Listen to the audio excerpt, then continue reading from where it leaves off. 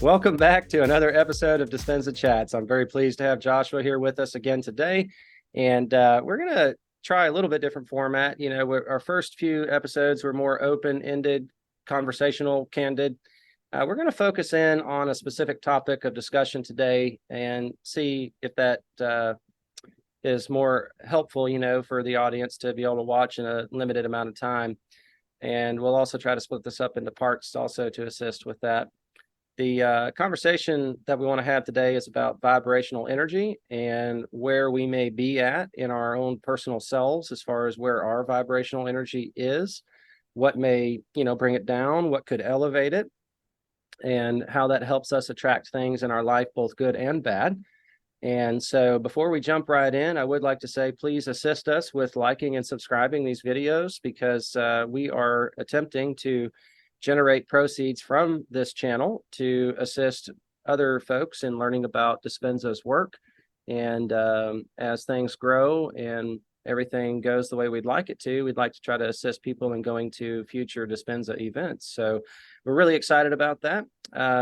Joshua, thank you for coming on to the Dispenza Chat. Yeah. So vibrational energy, this was a topic you wanted to visit about, so I'm going to turn it loose to you, bro. All right. So basically, you know, when I started this journey and looking into, manifesting, and I had to figure out what language does the universe speak on, what language does source speak. And, through my journey, I've discovered that, it's been that the universe speaks on vibration, that everything is energy. It speaks on vibration, and that it's not necessarily my words. Even though I speak, even though I talk and sound is coming out of my mouth, and that is a vibration, it's not necessarily the vibration that the universe listens to. And what I want to do is I have to match the vibration. So if everything in my life is happening, is basically my thoughts. So my thoughts are vessels. My thoughts are vessels of possibilities. And for me to tell the universe I want to experience that thought, then I need to put my awareness on it. And where I place my awareness, Dr. Joe says, is where I place my energy. So I put my energy into this thought, and that's telling the universe I want to experience this. Now, this works both ways. And this is what's important, that even if it's a bad thought, and when I say a bad thought, maybe it's just a bad thought is something you do not want to experience. And if I place my awareness on something I do not want to experience, I'm still telling the universe I want to experience that. Because mathematically, energy is kind of like speaks in ones and zeros in a binary code. And so zero would be zero. I would want to put zero thought into that, zero energy into that if I don't want to. And if I want to experience, then I put energy into it, and that's a one, that's a yes. So let me jump in here because my wife and I were just talking yesterday about a story she read in a book where a man was told by some kind of, I don't know what you want to call it, like a soothsayer, a psychic, some kind of medium like that he was possessed or something, and a voodoo curse kind of deal. And he was literally dying physiologically, biologically. He was dying because he believed what he was told. And his wife was frantic trying to get him the help he needed. And so he went to this doctor, and the doctor basically prescribed a placebo event where they basically lied to him. They said, yes, you are. What you think is happening is what's happening. And we're going to create this protocol. And it was really outlandish. Like, you've got something inside of you. We're going to give you this to make it purge out. And when he was in the violent vomiting phase of this protocol, they threw out some kind of lizard or something in the bowl. And it was just, again, sounds outlandish. But as soon as that man saw that and he believed that, he started getting better. So to talk about vibrational energy and how it can be bad as well as good, I liked that example.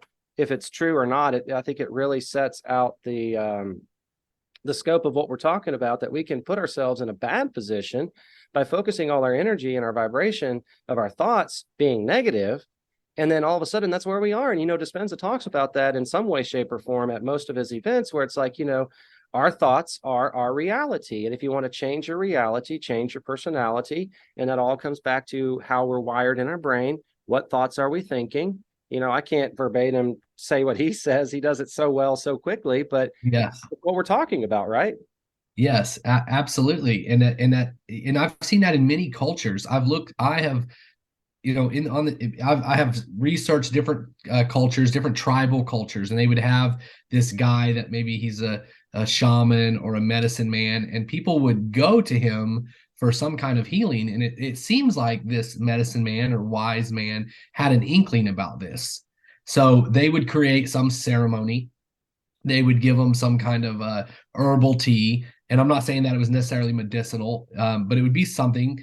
And they would induce this act. And once this act was induced, the person then thinks that they've received some kind of healing.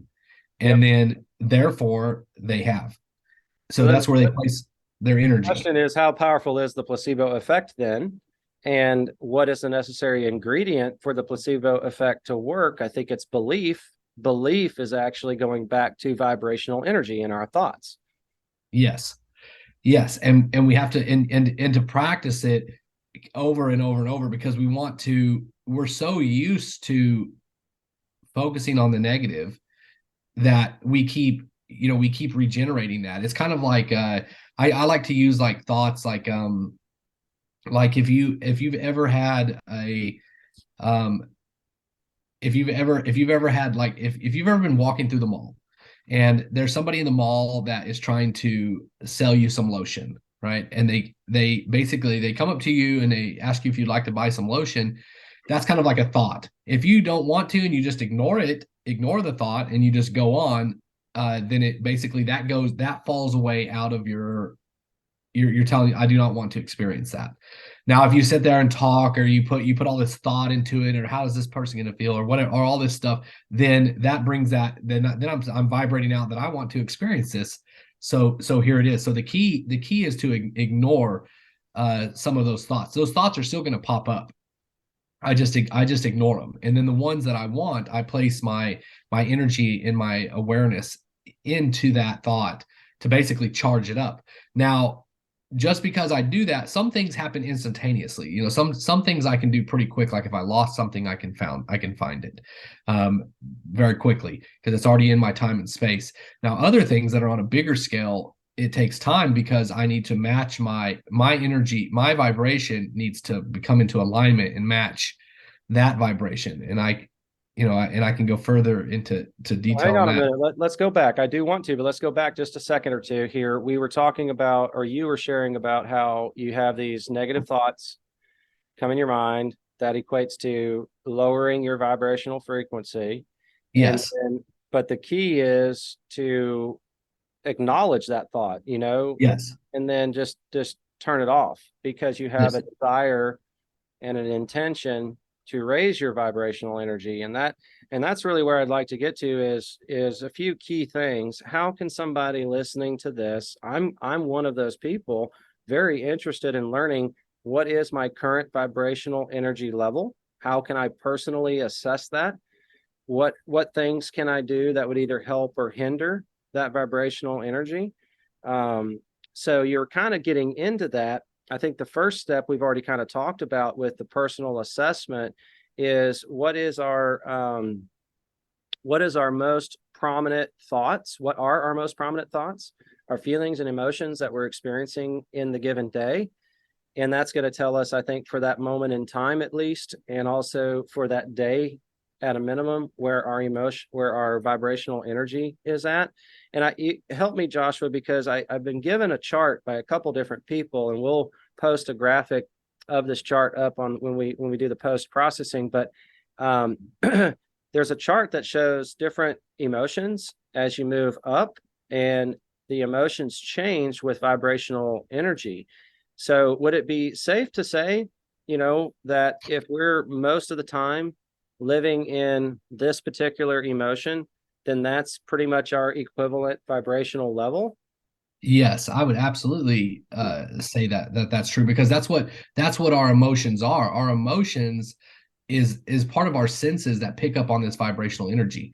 Just like if you meet somebody And maybe, have you ever met somebody and you know, there's nothing on the outside that says that something's not, you know, something's not good.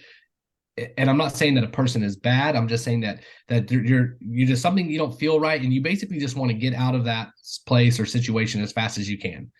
Yep. And that's your emotions reading that vibrational energy. So our emotions are like they're like the gauges. So we whenever we experience different things, what the vibration of that is translated into an emotion that we feel.